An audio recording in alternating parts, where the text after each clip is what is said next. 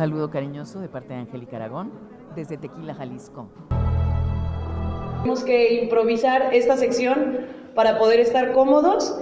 Y bueno, está conmigo aquí la señora Angélica Aragón, quien, bueno, si nos pueden ayudarnos con un fuerte aplauso para darle la bienvenida.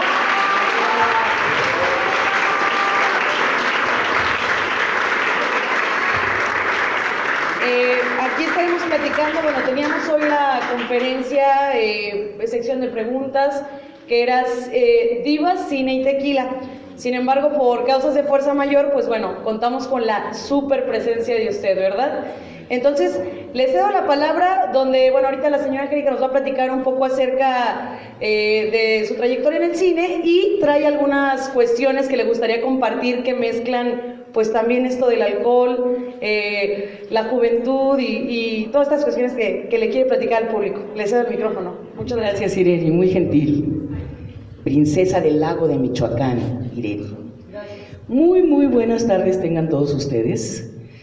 Perdón por el retraso, no fue cuestión mía. Perdón por esta penumbra, pero el peor invento del hombre blanco en los últimos tiempos han sido las luces LED. Al que le gusten esas luces, que se case con ellas, pero son muy dañinas para la vista, para el ojo. Entonces, mi padre, un hombre que hace un par de años murió a la edad de 96 años, después de toda una vida en el cine, no me echen ese flash, murió invidente completamente por esto, por estas luces, por esta insensibilidad de los fotógrafos de cine, los fotógrafos de prensa, etcétera, a los ojos de los que estamos de este lado de las cámaras. Entonces, yo tengo luz natural muy buena, ustedes me pueden ver, yo a ustedes nada, pero no importa. Gracias por estar aquí, ahora mucho más íntimos, lo cual creo que es mejor, el clima así lo dispuso, pero sí me gustaría saber quiénes son, aunque no los vea, en el sentido de qué relación tienen con el cine mexicano, con el festival de cine que está ocurriendo en estos momentos, en estos días, aquí en esta comunidad, en Tequila particularmente. Hay cineastas aquí, cineastas en potencia, personas que quieran dedicarse al cine o que se dedican al cine. Muy bien, una señorita cineasta, la felicito. Allá había otra mano, otro cineasta, ¿usted también? Muy bien, esta cara oscura, nunca la voy a identificar, así que puede decir todo. Ah, hola, ¿cómo estás? Romy, no te había visto, Romy. De veras es negro acá, pero no importa. Porque el cine se ha vuelto una actividad muy de moda, porque ahora cada uno tiene en potencia una cámara de cine o una posibilidad de filmar en su teléfono celular. Pero el cine es un arte. El cine va mucho más allá de pegar imágenes una tras otra y proyectarlas en cualquier superficie. El cine es un lenguaje, me voy a quitar aquí porque me echaron otra luz. El cine es un lenguaje, ya me la volvieron a echar. No prenda esa luz, mi cielo. Bueno, voy a ir a decirle a la persona porque no me hacen caso. No me echen luz, por piedad. El cine es un lenguaje importantísimo, no solamente de comunicación social, sino también es el lenguaje que recoge la experiencia social de una generación, de una cultura, de una etnia, de un país, de una época. El cine es un instrumento político y si no tiene ese, digamos, soporte, ese trasfondo, no interesa. Y a pesar de que estamos en un festival, Romelia se ha dedicado a promover el cine toda su vida, en un festival dedicado a la promoción del cine, a la divulgación del cine, yo les diría a las personas, que bueno que es usted sola, que quisieran dedicarse a esta actividad, que lo analicen de manera muy sincera y honesta. Si uno no tiene nada que decir, nada que opinar en términos políticos respecto de su realidad, el cine que va a hacer esa persona va a ser un cine muy personal. Si el cine no fuera una actividad tan costosa, que además se encarga de gastar los dineros públicos de todos nosotros, ¿no es cierto, Romelia? No importaría que cada quien haga su película. Pero, ¿dónde está el señor patriarca de este lugar? Hildegardo, ¿sabes? ¿Su nombre cuál es? Hildardo. ¿Dónde está don Hildardo? Véngase para acá, mi señor, que no lo veo, pero lo siento. Don Hildardo, de manera muy orgullosa, porque él se justifica, me presume el origen de esta casa, Cava de Oro, me presume la participación de toda la familia en esta empresa familiar. Y yo veo en su actitud, en el resultado de su trabajo, una gran pasión. Esa gran pasión, mi señor, es la que nos tiene que mover a todos en la empresa a la que nos dediquemos, ¿no es cierto? Si uno se dedica a hacer tortillas, lo tiene que hacer con una gran pasión, muy bien hecho. Pero, ¿qué diría usted, mi señor, de que yo de la nada llegara ahorita y le dijera, yo quiero diseñar un nuevo tequila? Me diría usted cuál es su experiencia, cuál es su idea, cuáles son sus referencias. Porque es un trabajo altamente especializado, ¿no, mi señor? Que además tiene una enorme responsabilidad más allá de este entorno cercano, es decir, el tequila representa a México en muchos espacios internacionales, ¿no es cierto? Habla bien de nuestro país un buen tequila. Pero si nosotros empezamos a descuidar esto y cualquiera hace tequila, ¿por qué lo cuidan tanto, mi señor?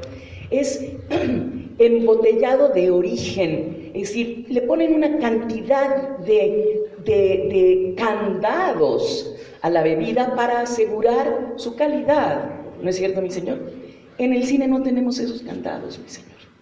Cualquiera llega y dice, yo escribí esta historia, quiero hacer mi película. Y tendría derecho a poder intentarlo.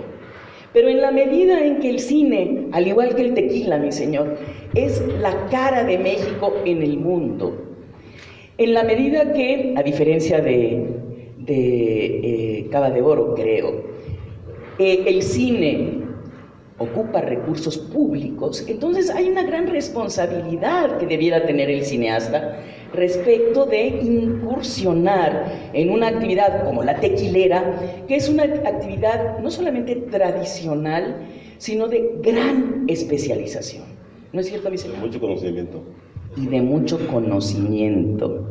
Yo veo, Romelia, con tristeza que ahora cualquiera que no conoce pretende hacer cine. ¿Y sabe qué es lo triste, mi señor? Que tú me vas a dar las cifras exactas, Romelia, pero en términos más o menos proporcionales. Si se hacen 200 películas en nuestro país, únicamente se terminan y se proyectan en la sala 90. ¿No es cierto, mi vida? Menos de la mitad. Imagínese que usted tuviera que tirar el 60%, mi señor, del tequila. Por estar mal hecho. Mal hecho. ¿Fuera un buen negocio? Claro que no. Entonces, ¿para qué nos hacemos tontos nosotros en el cine creyendo que al incluir a cualquiera, por el hecho de hacer más películas, van a ser de calidad? Eso no es necesariamente una cosa lleva a la otra. Se necesita la experiencia, lógicamente, para todo lo que quieran hacer. ¿No es cierto, mi señor? Yo estoy rodando una película en este momento. A lo mejor sale buena, a lo mejor no, porque también es azaroso. Una cosa es el guión, una cosa son los ingredientes que lleva y otra cosa es el resultado final, ¿no es cierto, mi señor? Digo, uno tiene sus recetas y sus métodos de trabajo, pero finalmente, pues es el buen toque que le pueda dar cada quien a sus cosas, ¿no? ¿Verdad?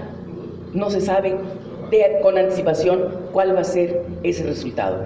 Entonces, estamos haciendo ahorita una película, no sé cómo va a quedar, se llama Los trapos sucios se lavan en casa. Aquí estamos grabando algunos, ¿verdad, mi señora? Y en el guión aparecen los personajes dentro de una familia de 2 hermanas gemelas. Tuvimos la primera lectura hace una semana y estaba todo el reparto reunido, incluidas las 2 señoritas gemelas en la vida real, igualitas, que están trabajando en la película. Son gemelas, son idénticas, pero no son actrices, mi señor. A lo mejor no piensan igual. Pero para efecto de nuestra película, o sea, ¿de qué sirve que sean idénticas si nada de lo que digan en pantalla se les va a creer? Porque nunca han trabajado en el cine y se piensa, los productores me imagino creen que es más importante que se parezcan entre sí, aunque no es una historia sobre gemelas ni nada que ver con el hecho de que la gente se parezca y nazca de un mismo óvulo. No tiene nada que ver con eso. Simplemente el guión lo dice, el productor se encapricha, traen a las 2 señoritas que no tienen la culpa y yo sospecho que la película no va a servir. Porque ya estamos viendo los ingredientes malos, mi señor.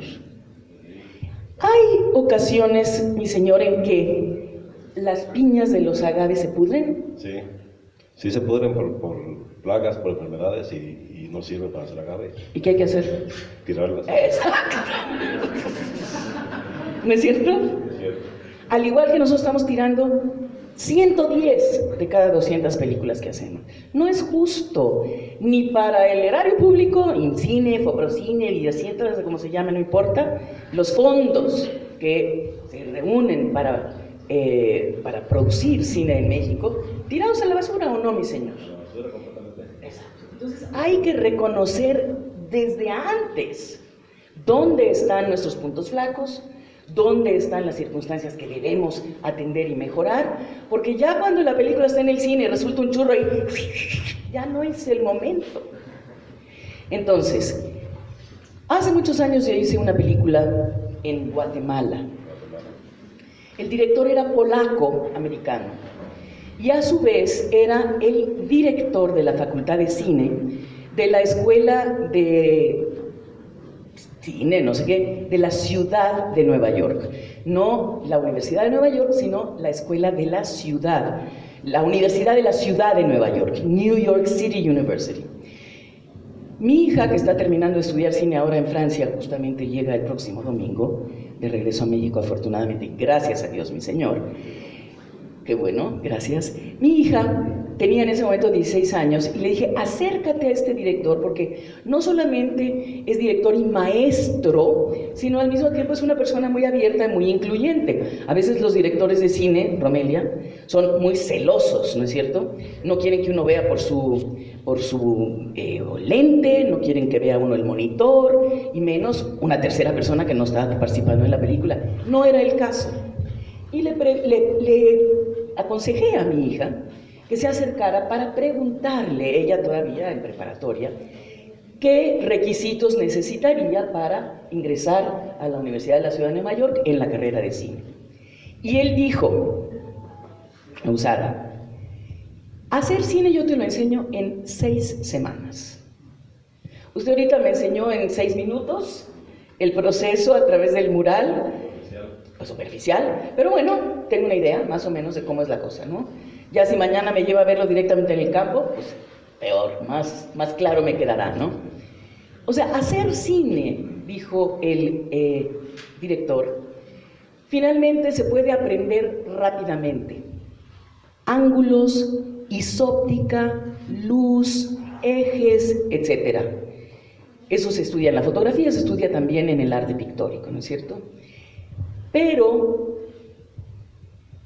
¿qué hacer con ese oficio?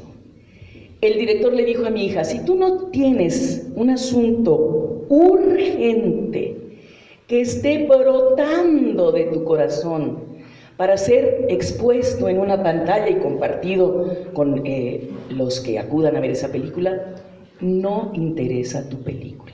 Será una de las 110 que se filmaron o no se terminaron, pero que nunca se vieron. Entonces, todo esto para decir que hoy que cualquiera saca un celular, mi señor, y ya lo estamos filmando. Ahorita todo el recorrido que hicimos nos filmaron. Claro, es correcto. Pero nada de esa imagen sirve, más que para recuerdo nuestro personal. Pero trate usted de presentar eso en algún festival, eso no sirve, esa imagen, porque no hay ningún propósito detrás. O sea, el cine no es casualidad. Nosotros podemos hacer cine documental y entonces llegamos a un lugar a filmar lo que está sucediendo. Ese es otro asunto. Estamos hablando de cine de ficción, estamos hablando de generar un guión, y los guiones, Romelia, son de 110 páginas. O sea, no es una cuartilla y ahí se va más o menos. No. Aguantamos. Y aquí en la oscuridad vea que a gusto. Ah, yo tengo, ¿eh? Ya se llevaron mi bolsa, ¿dónde quedó? Esa es la mía. Se descuidan uno y como está oscuro, aprovechan. Pero a veces usted, como no trae bolsa, no le están quitando nada, pero la mía ya no está. No importa. Gracias. Entonces, todo esto para decir que el cine es el resultado de una actividad muy profunda de reflexión, o por lo menos debiera ser, no es, ¿verdad? Usted me acaba de decir, mi señor, que un agave necesita 5 años de vida antes de que se le pueda empezar a explotar. De 5 a 7 años. De 5 a 7 años. ¿Y qué pasa si yo a los 2 años ya quiero... Va a estar tierno sin azúcar y le va a dar un tequila de muy baja calidad. Exacto. Entonces nosotros tenemos que esperar los tiempos, ¿no es cierto? Los plazos. Exacto. Y por eso nosotros tenemos que madurar de acá, como mexicanos. Nosotros tuvimos una gran época llamada del cine de oro en México. Aprovechamos, por un lado, que se hizo poca producción en los Estados Unidos durante la Segunda Guerra Mundial, estaban en otro asunto, y que había espacio en las pantallas de los países hispanoparlantes para proyectar películas que no estaban siendo llenados por los americanos. Pero además tuvimos grandes fotógrafos de cine, tuvimos gente que se ocupaba de la estética, mi señor, gente que estudiaba fotografía, arte, pintura, que hacía en cada cuadro una composición, y crearon nuestros cineastas, tú no me vas a dejar mentir, Romelia, una estética que cualquier persona en el mundo reconocía. Mira, México. ¿Cómo conoces México? ¿Has ido? No, pero lo he visto en las películas. ¿Sí o no? Sí, es correcto. Entonces nuestras películas fueron embajadoras de nuestro país en el mundo entero. Si la música mexicana, particularmente la música ranchera, gusta y es conocida en todo Centro y Sudamérica, fue porque el cine la promovió. ¿Y hoy qué promueve nuestro cine en términos muy generales, señor? Violencia nada más. Cochinada y porquería, ¿no es cierto? Entonces ahora, en lugar de decir, mira México, lo reconozco por los agaves, por esas nubes bajas, por esos paisajes de Gabriel Figueroa, no, mira, México. ¿Y cómo lo reconocen? Porque andan todos bien empistolados. Y porque ya hay 7 descabezados allá. Entonces, el cine habla por nosotros, por eso es tan delicado. Yo me acuerdo, Romelia, que cuando yo empecé a trabajar en la televisión, estamos hablando del año 1980, hace muchos, pero no tantos, todavía nos acordamos. Sí, todavía. Bueno, en 1980 había en cada foro de televisión, tú lo sabes bien, Romelia, un representante de la Secretaría de Gobernación, que ciertamente, bueno, intervenía, pero de lo que se trataba era de que la televisión no cayera en lo vulgar, en lo soez. Entonces, de entrada, ¿cierto o no, Romelia? Malas palabras, palabras altisonantes, ofensas, insultos, prohibidos. Porque si uno lo está viendo allá, la televisión es una escuela de la vida para nuestros mexicanos. No nada más mexicanos, estamos hablando de nuestro país. Venía yo diciendo con Ireri hace rato en el coche, que nosotros vemos como mexicanos un promedio de 6 horas de televisión al día. Veíamos, afortunadamente los jóvenes ya están enviciados en otra cosa, que es tan mala o peor que la televisión, pero es otra. 6 horas al día. El que no duerma nunca, nada, pues es la 4ª parte de su vida. Pero usted y yo sí dormimos, perdón, mi señor, todavía unas horas al día. Entonces vamos a decir que estamos despiertos 18 horas, por decir algo. Activos. Entonces, si nosotros pasamos 6 de esas 18 horas frente al televisor, son la tercera parte de nuestra vida. La tercera parte de nuestra vida viendo pura porquería. ¿Qué es lo que aprendemos? Traición, mentira, chantaje, egoísmo, o sea, puras cosas feas. La televisión no es para nada propositiva, al contrario, es sumamente negativa. El público me dice, personas que encuentro en la calle, ahorita me lo acaban de decir bajándome del coche, usted me lo escuchó. Ya no trabaja, ¿verdad? Yo, ¿cómo no? ¿Y de qué vivo? No, pues es que ya no sale en la televisión, sí, pero la televisión no es lo único que hay. Y si no trabajo en la televisión es por una decisión propia muy pensada, mi señor. Porque no quiero ser partícipe y cómplice de toda esa basura que es lo que nos está llenando no solamente la mente con sus imágenes y el corazón con sus sentimientos, sino acá también, ¿no es cierto? Entonces, yo no me presto para eso. Leo los guiones de cine, que por lo menos en el cine, Romelia, uno lee el guión de principio a fin. En la televisión le dan 3 capítulos y faltan otros 117 que no se sabe cómo van a ser porque nadie los ha escrito todavía. Pero en el cine sí, entonces hay muy pocas películas, mi señor, que me han sido ofrecidas que yo he rechazado. Digo, cuando no se puede por una cuestión de falta de tiempo o de calendarios, ni modo. Pero creo que hay 1 o 2 que realmente me parecieron muy siniestros los tratamientos de los guiones y las rechacé. De resto, trato de sacar lo mejor de mí para el proyecto y trato de sacar lo mejor del personaje para el proyecto, ¿no es cierto? Hice un corto con unos muchachos jóvenes respecto de la gastronomía mexicana. Nuestra cocina mexicana es maravillosa, mi señor. El tequila sin comida tampoco se entiende bien, ¿verdad? La comida ayuda, ¿no es cierto? Y nuestra gastronomía es maravillosa. Esta película era sobre una tercera generación, yo era la abuela, muchacho que iba a ir a una escuela de gastronomía, ahora de chef, ¿no es cierto? Sombrero y tanta cosa. Entonces se desprendía del corto que era mejor esa cocina sintética, inventada, de tendencia, esa palabra no me gusta, que la cocina tradicional. Y yo defendí la cocina tradicional ante el director y todos los demás muchachos que participaron. Dije, no tenemos que, para construir esto, destruir esto. Si no es la conquista española otra vez. Nos podemos sumar. Entonces le dimos un giro, un corto de 10 minutos, pero no importa. Le dimos un giro para defender a la cocina mexicana. No a mí, a mi personaje, sino lo que mi personaje representaba, porque creo que es una defensa justa. Entonces, échame esta luz. Entonces, procuro en cada trabajo que hago defender al máximo lo rescatable de mi personaje, de la historia, del equipo, sacar lo mejor de nosotros, ¿no es cierto, señor? Porque esa es la única manera de tener eso. Nuestras raíces que son muy importantes, que no se pierdan. Además, ¿verdad? Entonces, cuando veo historias de telenovelas, como son ahora la mayoría, que estamos teniendo que importar telenovelas turcas para tener una televisión familiar, mi señor, porque ya todo lo que se filma aquí o que se graba aquí ya no se puede proyectar para toda la familia porque es espantoso.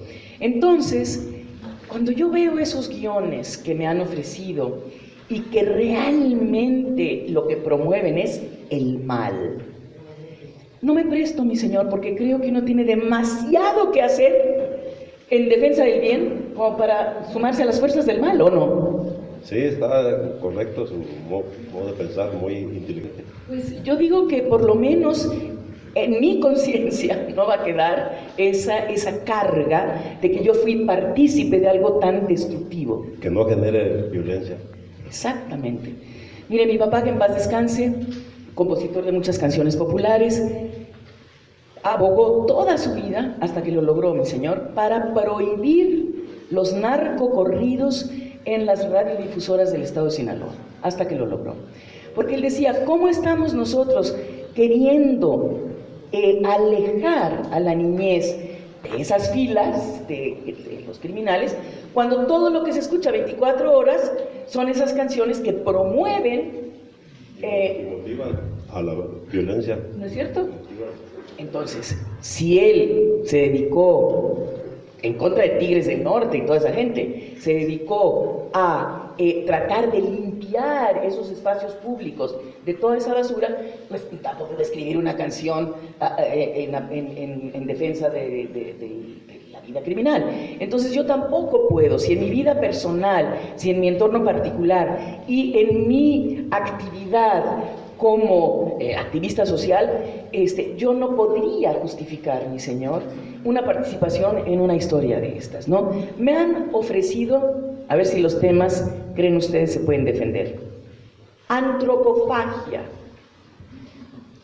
Yo intuyo que la primera alianza que el hombre hace con Dios, mi señor, porque en el Génesis así se desprende de la Biblia, estos 10 mandamientos tenían que ver con cosas muy específicas, mi señor. Una de las cuales es, no nos comemos unos a otros. ¿No es cierto? Pero además estoy hablando directa y literalmente, o sea, nosotros no consumimos carne humana, ¿o sí? No, claro que no. ¿Usted sí? Se oyó una duda, ¿no? Allá. Alguien lo dudó. Entonces, no estamos hablando en términos simbólicos, estamos hablando literalmente. Pues eso me han ofrecido. La bruja de Hansel y Gretel, pero en época actual, haciendo un pozolito muy a gusto, ahí en la colonia Guerrero de la Ciudad de México, con 2 niños secuestrados ahí, amarrados, que voy a engordar, mi señor, porque estos flacos no sirven. Exacto. Entonces, ese pozolito, no hice el papel, pero eso era. Hansel y Gretel, pero época actual.